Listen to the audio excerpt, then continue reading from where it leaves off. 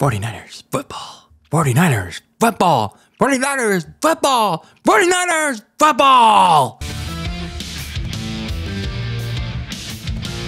Oh man, what is going on, everyone? It is DylanLasagna of Very Cold Lasagna, and welcome back to the Filthy Casual place where all the filthy casual takes on the world of sports and my San Francisco 49ers, who absolutely did not have a great Week 7 against the Kansas City Chiefs in their Super Bowl 54 rematch, and did not get that redemption that they so desperately wanted. And we're here to talk about it. We're here for all the Niners fans, whether you're a filthy casual, a hardcore, or down the middle, to salvage those emotions from that Week 7 loss and break it down, talk about it. And yeah, absolutely not the best loss out there. Well, no loss this season was great, actually, but here, well, it's debatable if it's the worst, but let's actually dive into it, because yeah, it just went. They were close, and then they started to nosedive. They absolutely started to nosedive. So let's talk about this game, because a lot of this game, had the Niners the healthiest that they've been since, I'd say, about Week 2.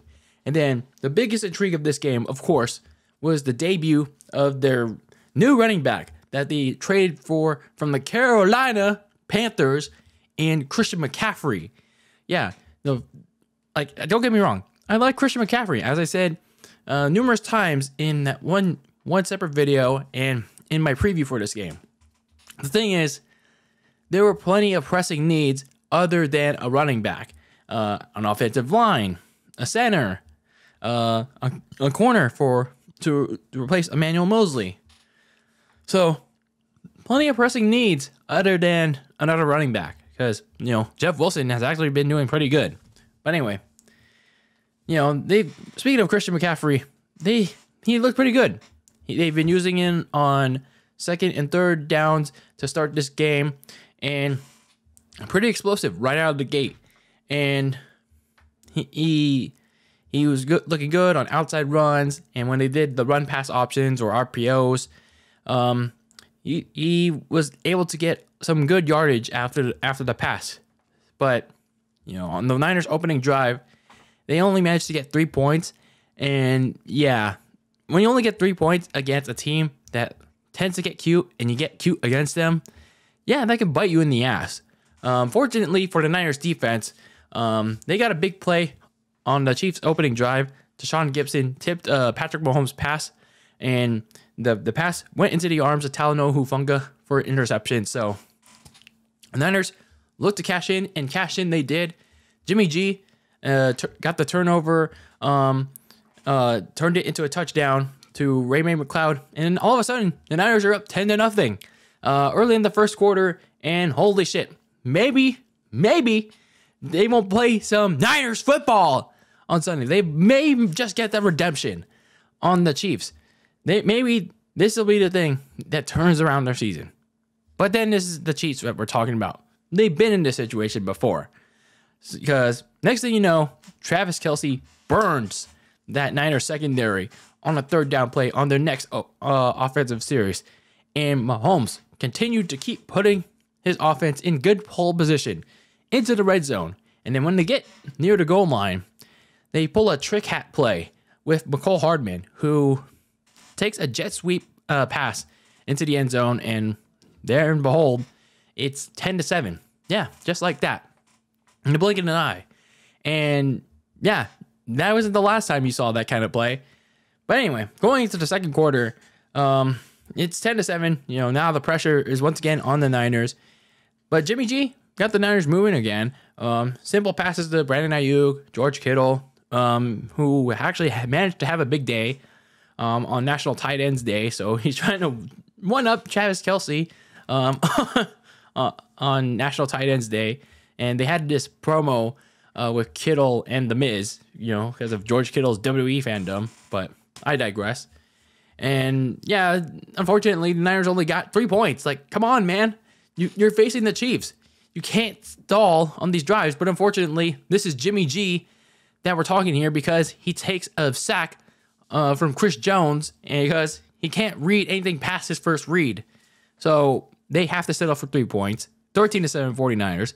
And next thing you know, for the Chiefs, they respond right back with a touchdown on the exact same play. McCole Hardman taking a jet sweep on the touchdown run this time. Like, the Niners defense is not doing, like, kind of falling apart here. And prior to that, Patrick Mahomes is just breezing by. He is breezing by this defense, finding Travis Kelce very easily. And they're not even taking account for the other receivers just yet, because it's pretty much the Travis Kelce show so far. So it's 14-3. The Chiefs have taken the lead by this point. And yeah, the defense is kind of falling apart. They're playing a lot of 49ers football on their end. And, the Niners, they're trying to fight on offense. And this is the most fight I've seen out of the Niners offense, especially from Jimmy G. But, penalties, which became a theme for the day, pushed them out of field goal range, and they had to punt. But they get a special teams play out of them because Sky Moore muffs the punt, and then the Niners recovered it, and here they are in pole position to turn the game into their favor, to score before the half. But then, of course, they throw away that chance because, well, we are just reminded of Jimmy Garbage Fail. Because Jimmy Garbage Fail just throws the ball away because he decided to look at George Kittle and instead of a wide open Jeff Wilson Jr., and he gives a free interception to the Chiefs at the goal line. So that's Jimmy Garbage Fail, ladies and gentlemen, playing some classic 49ers football, lobbing up a free ball to the other team. So the Niners were just lucky that they were able to hold Kansas City to no points before the half. But still, not exactly a good way to end the half because you left points off the board. Whether it was not able to finish off drives, not being able to strike in the end zone, just settling for 3, and turnovers at the goal line. This was Mahomes and the Chiefs that you were dealing with. You have to keep on scoring. Yet Jimmy Garbage Fail was once again the weak link in that offense at critical points of the game. So still, it was 14-3. Okay, you're dealing with Jimmy Garbage Fail. So you at least had a chance to make some adjustments, settle in, get back in it in the second half. And then the second half happened. So they allow the Chiefs special teams to return to second half kickoff midfield. And then Mahomes did his thing. And then they make it 21-13. Just like that. Yeah, just like that. Clyde Edwards-Helaire runs it for 20 yards and touchdown. Just like that on their opening drive in the second half. And then on their second drive, because the Niners had punted, then on the Chiefs' second offensive series of the second half, they got a couple penalties. And then on 3rd and 20, midfield, the Niners defense allowed their old ungrateful running back, Jerick McKinnon, get that penalty yardage back on a screen pass. They don't even touch him. They don't touch him. Some of them try to tackle him, but they can't take him down. I'm like, damn. My goddamn. Like, they get that penalty yard back, and they're in goal line position again. And then Patrick Mahomes strikes it to some guy named Justin Watson, whoever he is. He somehow beats Jimmy Ward, and all of a sudden, the Chiefs are suddenly up 28-16. 28-16. It's a 12-point game. Niners not in a good position by this point. I mean, considering the fact that the Niners were not taking advantage of their scoring opportunities, things were getting real bleak for them. But on their next series, they kind of picked it up. They kind of picked it up. Jimmy G managed to find George Kittle in the end zone going into the fourth quarter. And all right, here we go. It's 28-23. George Kittle catches it on a high pass from Jimmy G, who nearly had it picked in the end zone a few plays prior, but nonetheless, 28-23. All right, 5-point game. So the defense is finally getting some momentum in because Patrick Mahomes gets sacked by Nick Bosa, who is kind of struggling in this game. He kind of getting called for offsides. The offensive line is putting him in check. The offensive line is pretty much putting that pass rush in check. But then, just when you thought the Niners defense was finally getting momentum, thanks to that offensive series prior, Patrick Mahomes throws a long bomb. A wide open Marquez Valdez-Scantling. And they're right back into the red zone. And Charvarius Ward had him too. But so for whatever reason, I think it was the injured groin really affecting him. He just blanked. He just stopped midway through. And as soon as you know it, Marquez Valdez-Scantling gone until he got stopped. And then for the third straight time, they get beat by McCole Hardman on a jet sweep. And 34-23, it's back to a double-digit deficit. And yeah, DeMeco Ryans, it's just like, what is he doing? It's like he just hasn't been able to adjust his game plan. He just hasn't been able to get any stops, create any turnovers for his defense. Like, where's Fred Warner? Where's Drake Jackson? Where's that depth on the defensive line? Where is it? And then, just when you thought that things couldn't get any worse for the defense, the offense, yeah, that quarterback, when he already Dan Orlovsky'd one game down in Denver earlier in the season, he does it again. But this time, he gets sack sandwiched, and the Niners allow a safety. 37-23 Chiefs, just like that. 49ers football, ladies and gentlemen. 49ers football. Jimmy Garbage fail. On third down, he literally just gets out of the pocket, and he doesn't see any incoming pressure. After that, he allows himself to get sack sandwiched into the end zone when they clearly know that they are within their own end zone, and Jimmy G just allows himself to get sack sandwiched when he already got Dan Orlovsky'd. Well, at least he didn't Dan Orlovsky for the second time in the season, but still, you get sack sandwiched, 2 safeties in one season. This is why we traded up for Trey Lance, but unfortunately, Trey Lance is injured, gone for the season, and now we have to put up with this bullshit for how many more games now? 10 more games? Fucking yikes, man. Fucking yikes. So, the Niners eventually got buried shovel style for good as Juju Smith-Schuster, after the free kick, just waltzed his way into the end zone as the defense was literally just done. They gave up. They didn't tackle him. They just meh. And on the way to the end zone with Juju Smith-Schuster, as the lead and the final score became 44-23. And then after that point, Kyle Shanahan finally decided to play hurry-up offense. Really? Really? You couldn't have played hurry-up offense after it became 34-23 with 10 minutes left to go?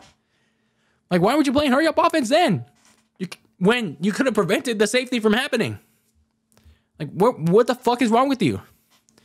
Anyway, they play hurry-up offense. Jimmy G gets strip sacked. And in come the reserves for both teams. And that's when the game ends. So, yeah, a lot of 49ers football on all sides of the ball. And sure, I've been talking a lot about Jimmy G, but this defense was very bad today. Or at the time I'm recording this, at least. So, the defense was bad. Very bad. I feel like a little bit they got exposed for what they was. The secondary was not good at all. against a better offensive line. There's no pass rush. And hell, even against the Falcons last week, yeah, they were not good at all. So, yeah, what did we learn this week, ladies and gentlemen? What did we learn this week? Well, aside from the fact there was a lot of 49ers football, there were also a lot of penalties. 8 to 9 penalties for nearly 100 yards. Yeah, I don't like throwing a lot of statistics out here on the show or analytics, but there were a lot of penalties by these Niners. A lot of undisciplined 49ers football. And half of them were by one person, Mike McGlinchey, the offensive tackle. And why was he doing it? I don't know. It was just a lot of holding, a lot of illegal man downfield. I don't know why he's still in the team by this point, but it's unfortunately he's our only option, but it is what it is. And I mean, you could say, what do you want? Jalen Moore? Hell, we could go with worse options. And then I don't think Nick Bosa had a bad day too, lining up offsides, like 2 plays in a row. So yeah, that was kind of weird. That was kind of weird of Nick Bosa to do that. And then let's not forget Jimmy G throwing a lot of stupid balls as well that either felt incomplete and then intercepted at the goal line. And how could we forget, the sack sandwich in the end zone? 2 safeties in 1 season. Yeah, let's get rid of him after the season, please. Or, I don't know, if they can find someone slightly better than him at the deadline. Yeah. Maybe get the stench out of it out here already, please. Because, Christian McCaffrey can't solve all our problems.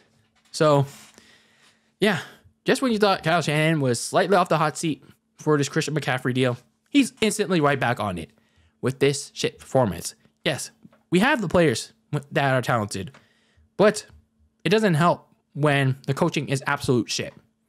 Yeah, they didn't look, I don't know, they either didn't look prepared to play or they weren't healthy enough to play.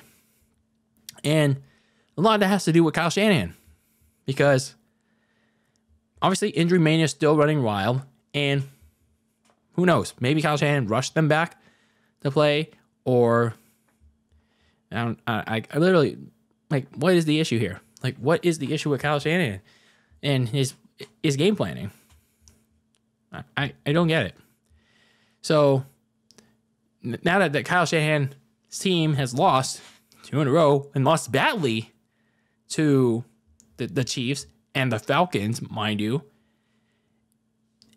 all of a sudden the Seahawks are in first place. Yeah, of all teams in the division, it's not the Rams, it's not the Cardinals, and it's most certainly is not the Niners. It's the frickin' rebuilding Seattle Seahawks. Who would have thunk, huh? The supposedly rebuilding Seattle Seahawks. In a division the 49ers should be leading right now. The Seahawks are in first place. Yeah. We're in the multiverse now. We're really in the multiverse of madness now. The Russell Wilson-less Seahawks are in first place. And hell,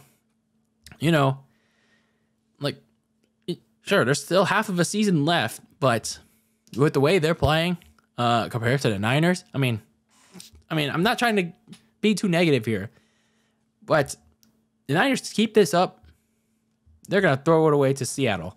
They're literally gonna throw this shit away to really the rebuilding Seahawks. Really? Come on, man. It just goes to show you that any given Sunday and any given season, and the Niners are literally throwing this shit away right now. So taking a look at Week 8 before I literally keep losing my shit. At 3-4, the Niners have one more game before their Week 9 bye week, and yeah, this is another really big game for them because they're heading to the one place that their season ended back in January, and that was in SoFi Stadium as they faced the LA Rams in a rematch of the NFC title game. So it's a rematch of their Week 4 meeting on Monday Night Football. Neither team is clearly 100%, But the Rams had that bye week this week, and they may be getting some of their key players back, and yeah, neither team can afford to lose this game because, as I said, the Seahawks are in first place, and yeah, you don't want to be losing a division game, even though the Niners are technically 2-0 in the division, and you want to be 3-0 in the division going into your final 2 division games, or your final 3 division games? Oh yeah, 3 division games against Arizona and in Seattle later down the season. So yeah, the Niners want to bounce back from this game. They better more than be ready for this game and more than ready to play up to their competition. So Kyle Shanahan better put together a really good game plan for this week against the Rams. And if not, then this team is going to waste a Super Bowl quality roster, and it's going to be one that just played a lot of 49ers football at the end of the day. So let me know your thoughts on this loss to the Kansas City Chiefs in the comments below. Yes, there's a lot of season left, Niners fans, but let's be realistic about it, shall we? Let's be a little bit realistic. And they still have an opportunity to win the division, but we'll see. We'll see. Any given season, any given Sunday. But this is DylanLasagna, signing out of Very Cold Lasagna. And until next time, peace out.